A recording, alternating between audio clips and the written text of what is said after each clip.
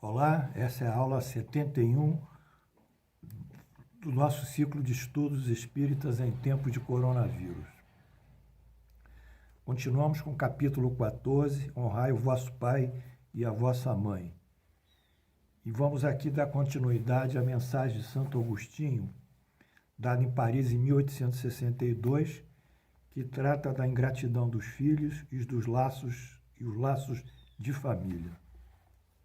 Na aula passada, nós fizemos aqui um esboço, recorremos, desde que o espírito desencarna até o tempo que ele fica no mundo espiritual, e aí começa a ter o insight dele, fazer as reflexões dele, no sentido de buscar conciliar o ódio dele, os sentimentos de vingança, a frustração dele, tudo mais que ele tem em relação àquelas pessoas que lhe prejudicaram com justiça até, Ele foi injustiçado, mas foi prejudicado, enfim, injustamente, enfim. Então, nós fomos até o mundo espiritual. E nesse momento, depois de muitas reflexões, esse espírito aceita voltar à mesma casa, quer dizer, aquela mesma família, para poder conviver com eles e, mediante essa convivência cheia de provação, cheia de frustração, cheia de desentendimentos, buscar o melhor para ele, no sentido de apaziguar e restringir as suas diferenças e as suas animosidades. Então, aí ele tem que voltar, porque a lei de Deus ela é uma lei que determina a lei do amor, da justiça e da caridade. O finalismo da nossa existência é cumprirmos essa lei, a lei aqui na Terra e depois no céu. Portanto, nós temos que compatibilizar em algum momento das nossas diversas encarnações a justiça, o amor e a caridade. Enquanto nós não exercermos, praticarmos efetivamente essa lei, nós seremos felizes e não nos aproximaremos o suficientemente de Deus. Portanto, vamos voltar ainda ao ponto da nossa aula anterior e vamos agora estabelecer o indivíduo, já quer encarnar, vamos ver o propósito da encarnação, para ele voltar àquela mesma família. Eu friso também, e eu quero colocar ênfase nisso, que é importante que vocês assimilem isso. O espiritismo não é autoajuda, o espiritismo não são milagres, o espiritismo não são promessas, o espiritismo não são magias que, de repente, as coisas se modificam de um dia para a noite, de uma hora para outra, como se não houvesse lei da causa e efeito, não houvesse responsabilidade, não houvesse consequência, não houvesse livre-arbítrio, não houvesse progresso, não houvessem leis que regulam a nossa própria existência. Qualquer manifestação milagrosa, ela depõe contra essas leis, o equilíbrio dessas leis. Portanto, se as leis perduram e são leis imutáveis, feitas por Deus, necessariamente elas não vão ser mudadas. Então, necessariamente, não há milagres. Há uma incompreensão do desdobramento dessas leis.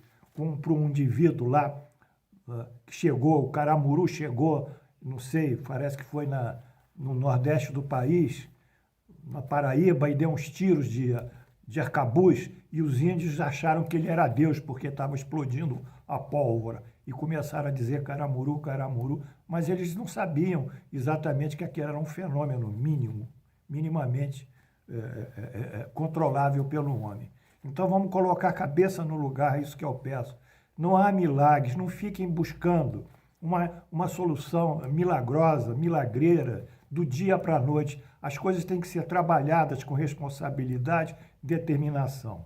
Então, esse processo aqui da reencarnação, o propósito da reencarnação que eu vou falar na aula de hoje, dando continuidade a essa dissensão familiar que é marcada pela ingratidão dos filhos e realmente também dentro da família, nós poderemos, então, dar a vocês pelo menos uma força moral para que vocês tenham capacidade de sustentar isso com coragem e determinação. Então, vamos lá. O propósito da reencarnação, da encarnação. Ó espíritas, compreendei agora o grande papel da humanidade. Compreendei que, quando gerais um corpo, A alma que nele encarna vem do espaço para progredir. Aquela criança está ali para progredir. Tomai conhecimento dos vossos deveres e usai todo o vosso amor na tarefa de aproximar essa alma de Deus. Quer dizer, a missão dos pais é educar a criança no sentido moral, sobretudo, mas intelectual também, mas aproximá-la de Deus pela moral do bem. A missão que cabe. Essa missão dos pais, essa é a missão que vos foi confiada e pela qual recebereis a recompensa se ela for cumprida fielmente. Essa é a missão, é o propósito. As atenções e responsabilidades dos pais, vossos cuidados e a educação que lhe derdes, a ajudarão a aperfeiçoar-se e constituir o seu bem-estar. Lembrai-vos que cada pai e cada mãe, Deus perguntará: que fizeste da criança que foi entregue aos teus cuidados? Se permaneceu atrasada por culpa vossa, tereis como castigo vê-la entre os espíritos sofredores, quando desejaria que ela fosse feliz. Então, vamos trabalhar nisso. A reparação. Bom, a criança dentro do lar, reparando. Então, vós mesmos, maltratados pelos remorsos, pedireis para reparar a vossa falta. Solicitareis uma nova reencarnação para vós e para ela, em que ireis cercá-la de cuidados mais atentos, e ela, cheia de reconhecimento, vos cercará de amor. Esse é o grande passo. Por favor, entenda, é o grande passo. É a conciliação, é a paz, é o entendimento, é o perdão, é o sentido íntimo de desejar o bem ao próximo, seja de que forma for. É pagar o mal que nos fazem com o bem. Esse é o grande sentido, é o grande a ambição da felicidade que nós podemos agasalhar. Na casa, não a rejeição, a encarnação da criança. Não repudieis, portanto, o filho que no berço repele sua mãe. Às vezes a própria criança já repele a mãe também. Nem aquele que vos pesa, vos paga com ingratidão. Vamos entendendo esses mecanismos todos. Não foi o acaso que o fez assim e o que enviou para vós. A gratidão que a gente acha que é vítima não é gratuita, ela tem uma base na encarnação passada. O filho que rejeita a mãe não é um rejeita gratuitamente, também tem uma base na encarnação passada. As coisas não são simples, como se acontecessem tudo aqui na Terra no mesmo dia a dia. As coisas começam muitas e muitas vidas passadas, muitas e muitas encarnações passadas, cujos efeitos realmente atuam agora na Terra, na encarnação que foi realizada. Intuição do passado. Outro item. Uma perfeita intuição do passado se revela. E dela podeis imaginar que um ou outro já foi muito mais ofendido e já muito mais odiou. Então vem aquela relação e uma intuição daquela dificuldade de se relacionar com a criança. Mas é uma intuição do passado que chega. Mãe, abraçai os filhos que vos causa desgosto e dizei a vós mesmos, um de nós foi culpado. Que coisa, hein? Um de nós foi culpado, um de nós. Comportai-vos de forma a merecer as divinas alegrias que Deus concedeu à maternidade. Vamos superar isso pelo sentimento de maternidade também. Sim, maternidade, ensinando a esse filho que ele está sobre a terra para se aperfeiçoar, amar, perdoar, bendizer.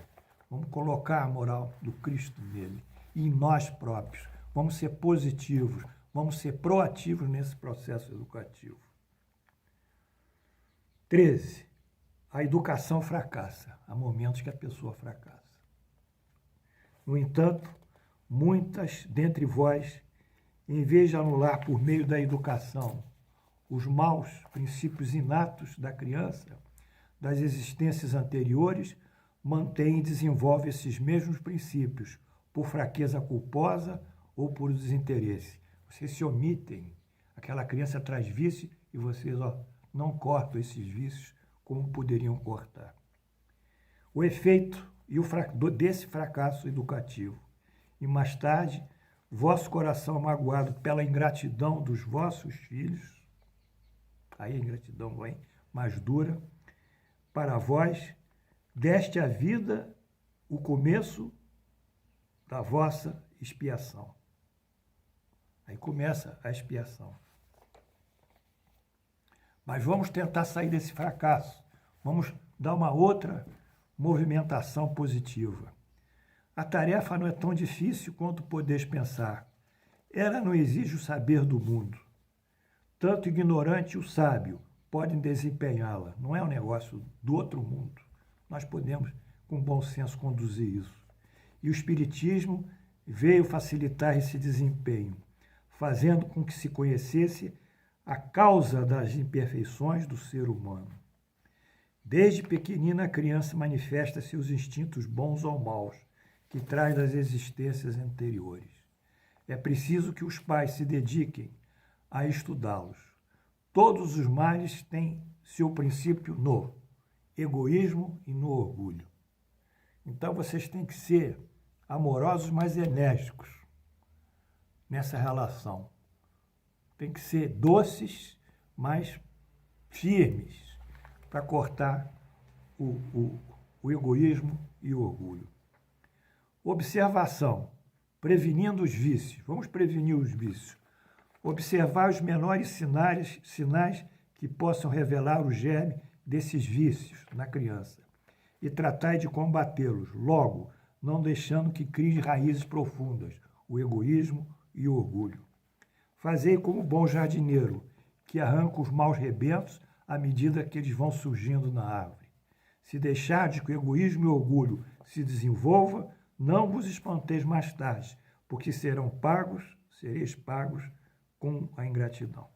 Então, essa é a aula de hoje. Nós vamos continuar e eu estou terminando aqui e vocês estão entendendo que essa relação psicológica, afetiva, emocional, ela traduz toda uma sorte de tendência do próprio espírito que não vem dessa vida só.